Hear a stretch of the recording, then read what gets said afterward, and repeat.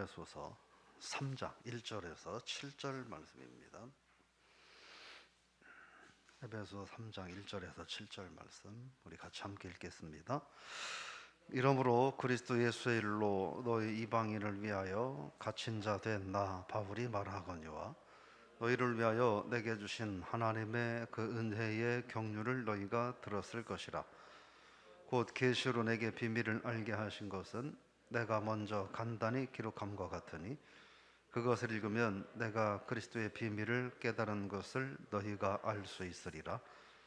이제 그의 거룩한 사도들과 선지자들에게 성령으로 나타내신 것 같이 다른 세대에서는 사람의 아들들에게 알리지 아니하셨으니 이는 이방인들이 복음으로 말미암아 그리스도 예수 안에서 함께 상속자가 되고 함께 지체가 되고 함께 약속에 참여하는 자가 됨이라. 이 복음을 위하여 그의 능력의 역사하는 대로 내게 주신 하나님의 은혜의 선물을 따라 내가 일꾼이 되었노라. 아멘. 할렐루야.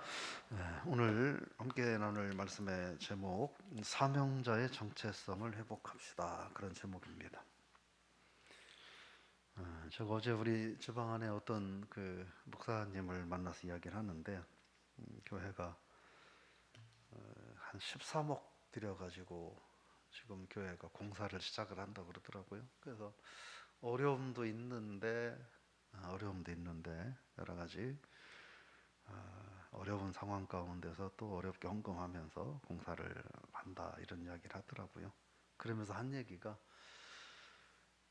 지난 한 10여 년 동안 교회가 딱히 특별한 걸 한 게 없어서 그래서 지금 어려운 상황이지만 해야 된다 뭐 이런 이야기를 하면서 교회들이 고민들을 참 많이 하고 있구나 그런 생각을 좀 해봅니다. 교회가 뭘까 하는 것이죠. 교회가 뭘까. 어제는 신앙인의 정체성이 뭔가 하는 말씀을 살펴봤고 오늘은 우리가 사명자로서의 정체성을 회복해야 된다. 그러니까 교회는 하나님께서 저와 여러분들을 구원하셔서 머리 되시는 그리스도 그의 몸의 일부가 되게 해서 우리를 하나님의 교회 구성원이 되게 하셨다 하는 거죠. 교회의 머리는 예수 그리스도시고 그래서 머리가 무엇을 원하는가 하는 것이죠. 그 사람이 무엇을 원하는가는 무엇을 귀하게 여기는가 하는 것은 그 사람이 얼마나 많은 말을 하고 그 사람이 얼마나 많은 시간을 거기에 쏟고 그 사람이 얼마나 많은 물질을 거기에 쏟느냐 하는 걸 보면 그 사람이 뭘 중요하게 여기느냐를 알 수 있습니다. 그렇죠? 그렇게 보면 예수님께서 뭘 중요하게 여기실까? 대답은 간단하죠. 영혼 구원을 위해서 예수님은 당신의 생명을 내던지셨으니까 영혼 구원하는 것보다 예수님이 더 귀하게 여기는 일은 없다 하는 것을 우리가 이해를 할 수 있게 되고 그러면 교회는 그의 몸인데 교회는 그러면 뭘 해야 되느냐 하는 것이죠. 대답은 정해진 거죠. 바로 머리 되시는 그리스도가 당신의 생명을 내던지기까지 하기 원하셨던 그 일을 교회는 해야 된다. 그럼 그 교회는 누구냐? 목사냐? 장로냐? 건물이냐? 그게 아니라 교회는 저와 여러분들 한 사람 한 사람이 교회다 하는 것이죠. 그래서 오늘 바울의 고백을 우리가 좀 살펴볼 수 있습니다. 1절에 보니까 예수의 일로 이방인을 위하여 갇힌 자 된 나 바울이라고 말합니다. 바울이 제가 서두에 말했던 그 삶을 살기 위해서 자기는 감옥에까지 간다 하는 거죠. 죄를 지어서 사기를 쳐서 또는 뭐 나쁜 일을 해서 그 대가로 감옥에 간 게 아니라 이방인을 위하여 복음을 증거하는 일을 감당하다가 감옥에 갇혔다 하는 거죠. 그래서 이 말이 개인적으로는 목회자인 저 자신도 개인적으로 이 말을 어떻게 받아들여야 되나 부끄러운 면이 너무 많이 있고 또 우리 신앙인들도 이 말을 우리가 어떻게 받아들여야 될까 하는 그런 고민을 우리가 해봐야 되지 않을까. 바울은 이방인을 구원하기 위하여 주님의 일을 하기 위하여 감옥에까지 갇히는 것을 자원하거나 즐거워했는데 우리는 지금 어떻게 살고 있나? 감옥에 가는 것은 다음으로 미룬다 하더라도 정말 죽어가는 영혼들을 위해서 내가 할 수 있는 집에 앉아서도 할 수 있고 누워서도 할 수 있는 우리가 새벽마다 하는 이 VIP를 위한 기도라도 우리는 하고 있는가 그런 생각을 해볼 필요가 있다. 분명한 것은 이 영혼 구원에 대한 사명자의 정체성을 회복하지 못하면 머리 되시는 그리스도께서 생명을 내던지기까지 하고자 하신 그 일을 우리가 하지 않는 거라고 볼 수 있고 그러면 그럼 우리들의 신앙생활은 뭘 위해서 하는 거냐? 예수님 믿고 세상에서 물질, 명예, 권세 얻어서 좀 더 편안하게 살다가 이 다음에 천국에서 가서까지 영생복락하고 싶어서 예수를 믿는 거냐? 적어도 진정한 그리스도인이라고 한다면 그건 아니어야 되지 않을까 그런 생각을 해봅니다. 그러면서 너희를 위하여 이방인을 위하여 바울은 내게 주신 하나님의 은혜의 경륜이 있는데 너희도 들었을 거다. 근데 그건 내게 비밀로 말씀하신 것이다. 이렇게 말을 합니다. 비밀로 말씀하신 것이다. 그래서 근데 내가 그 비밀이 뭔지를 깨달았다. 이렇게 오늘 4절에서 말을 하고 있습니다. 그럼 뭐냐? 6절에 보면 그것은 뭐냐? 이방인들로 하여금 복음 예수 그리스도를 믿음으로 6절 말씀 읽어볼까요? 이는 이방인들이 복음으로 말미암아 그리스도 예수 안에서 함께 상속자가 되고 함께 지체가 되고 함께 약속에 참여하는 자가 됩니다. 여기서 말을 하겠습니다. 상속자가 된다는 거예요. 근데 함께라는 거예요. 누구 안에서? 예수 안에서 함께. 이 얘기는 우리가 예수님과 함께 하나님과 함께 하나님 나라의 상속자가 되는 것처럼 이방인들, 우리도 이방인이죠. 이방인들도 함께 예수 그리스도 안에서 하나님 나라의 상속자가 되게 하고 또 그리스도의 지체가 되게 하고 그리고 하나님의 하늘나라의 약속에 참여하는 자가 되게 하려 함이라. 이것이 바울에게 주신 이방인 복음 증거의 이유라고 말을 하는 것이고 7절 읽어봅니다. 이 복음을 위하여 그의 능력이 역사하시는 대로 내게 주신 하나님의 은혜의 선물을 따라 내가 일꾼이 되었노라. 일꾼이 되었다는 거예요. 근데 그냥 일꾼이 왜 됐느냐? 이 복음을 위하여. 이 복음은 뭐냐? 이방인들로 하여금 그리스도 예수 안에서 하나님 나라의 상속자가 되고 함께 지체가 되고 함께 약속의 유업을 이을 자가 되게 하기 위하여 일꾼이 되었다. 이렇게 고백하고 있습니다. 사도 바울의 고백을 통해서 우리가 생각할 수 있는 건 간단하죠. 바울은 그럼 뭐냐? 주님이 원하시는 그 일을 하기 위해서 특별히 이방인들이 주님 앞에 나오는 삶이 되기 위해서 바울은 일꾼이 되었노라라고 말을 하고 있습니다. 여러분 사실은 이 고백은 바울 당신만 해야 될 일이야 라고 우리가 말해야 될 게 아니라 이 고백은 바울만의 고백이 아니라 우리들의 고백이 돼야 될 줄로 믿습니다. 예수님이 마태복음 28장에서 너희는 모든 민족을 그리스도 예수의 거룩한 자녀로 삼는 일을 하라고 우리에게 마지막 유언을 하셨으니까 이건 우리에게도 맡겨진 사명입니다. 신앙인들이 이 사명을 기억하고 우리가 이 사명을 감당해야 합니다. 여러분 하나님 알지부터는 영혼들을 위해서 VIP로 작정하고 기도하는 일로부터 이 사명은 시작이 되는 거예요. 기도하지 않는데 이 시작이 될 수 없고 우리가 누구를 하나님 앞에 인도해야 될까 주님 앞에 묻지 않는데 이 사명을 감당할 수는 없다. 그래서 아무리 많은 일을 하고 살아도 이 사명을 감당해야만 진정한 교회의 사명을 감당하는 거다 하는 것을 기억하시기를 부탁을 드리며 축복합니다. 그게 하나님의 비밀이라는 거예요. 그게 하나님의 비밀이라는 거예요.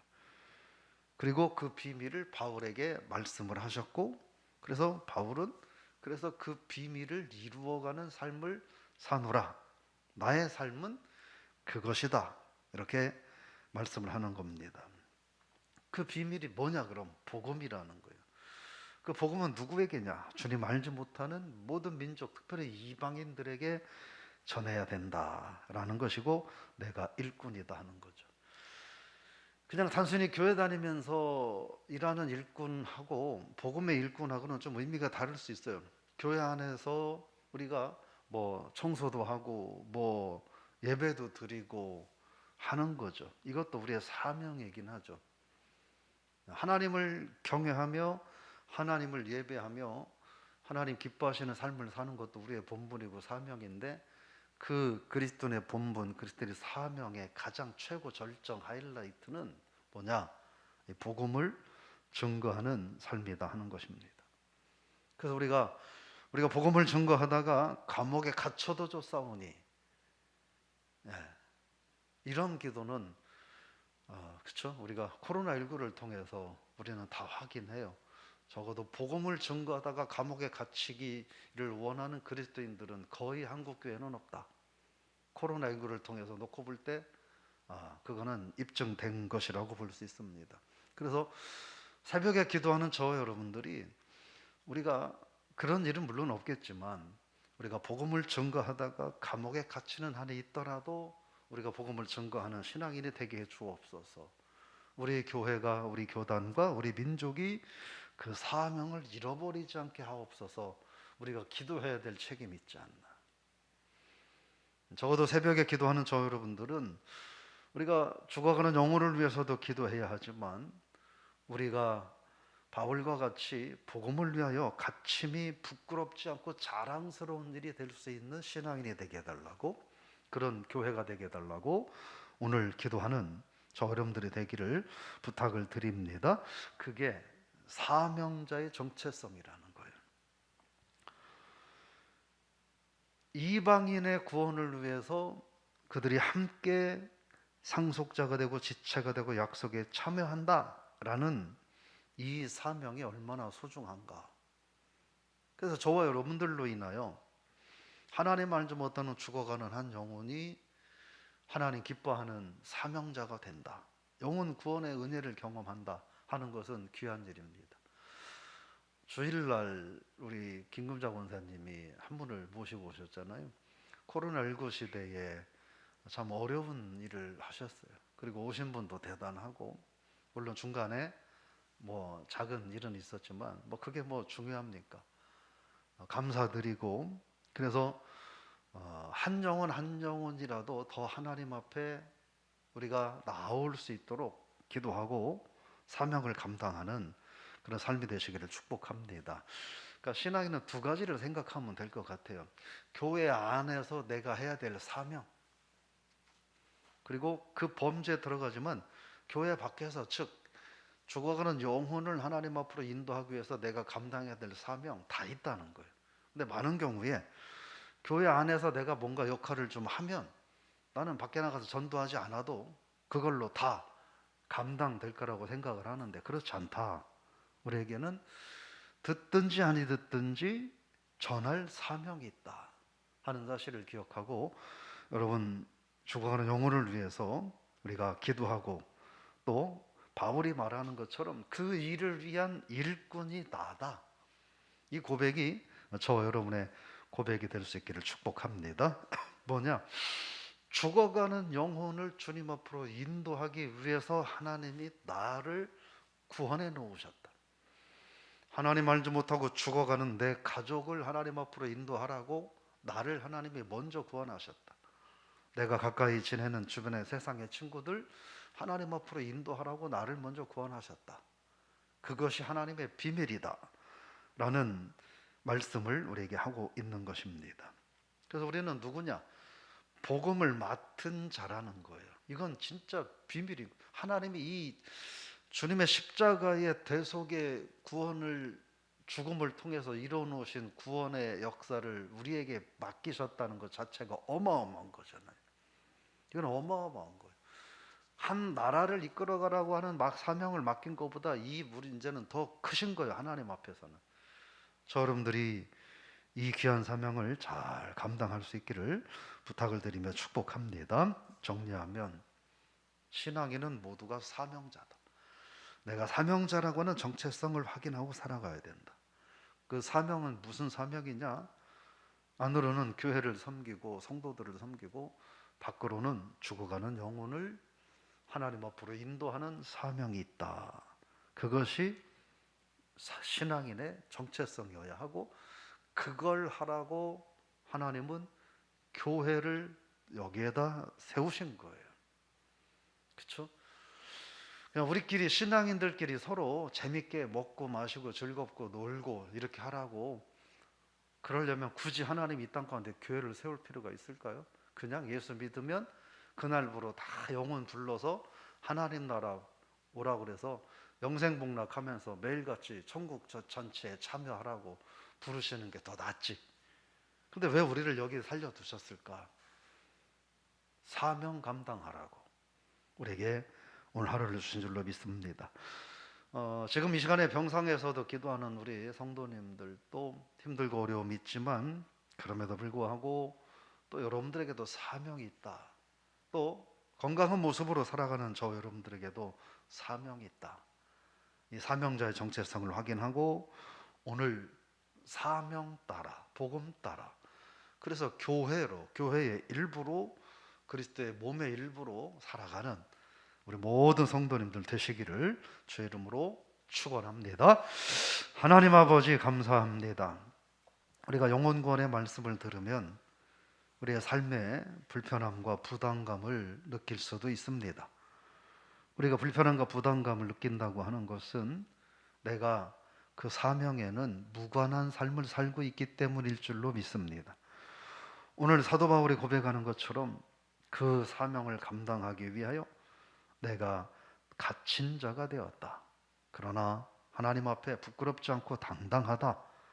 이 고백을 저희들이 읽고 듣고 말하고 묵상하며 저희들 개인의 모습을 되돌아볼 때 부끄럽기 까닭에 어떻게 이 말씀을 대할 수 있을까?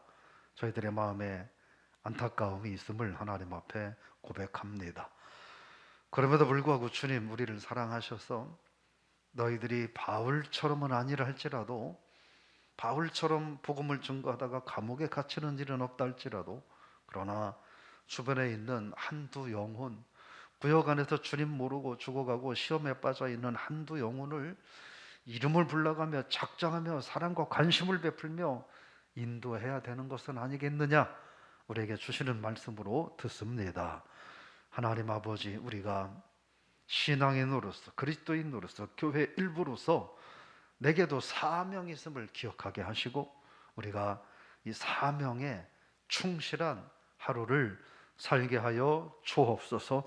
병상에서 어려움 가운데, 고통 가운데 기도하는 성도들에게도 주님 도와주셔서 비록 육신의 질병 가운데 있지만 그러나 그 가운데도 하나님 맡기신 사명이 있음을 깨닫게 하시고, 비록 질병 때문에 힘든 삶은 살고 있지만 그러나 그 가운데도 하나님 맡겨주신 사명은 감당하며 살아가는 우리 성도님들 되게 하시고, 그래서 하나님 건강 주시면 그 사명을 더더욱 잘 감당할 수 있는 은총도 경험하게 하여 주시옵소서. 우리 성도님들 여러 가지 힘들고 어렵지만 하나님 오늘 하루를 바울과 같이 나는 복음의 일꾼이 되었노라, 그렇게 당당하게 말하며 살아갈 수 있는 한 날이 되게 하여 주시옵소서. 기도하는 성도님들에게 은혜를 더하시고 하나님 이 사명을 감당할 수 있도록 건강을 더하시고 자녀손들의 평강과 형통함을 더하시고 직장과 생업 가운데도 풍성한 은총 더하여 주시옵소서. 우리 교회가 나는 복음의 일꾼이 되었노라, 교회는 복음의 일꾼이 되어야 하노라, 이렇게 주저하지 않고 외치고 달려나갈 수 있는 그런 힘 있고 생명 있는 신광명교회, 그리고 우리 모두가 되게 하여 주옵소서. 예수님의 이름으로 기도드리옵나이다. 아멘.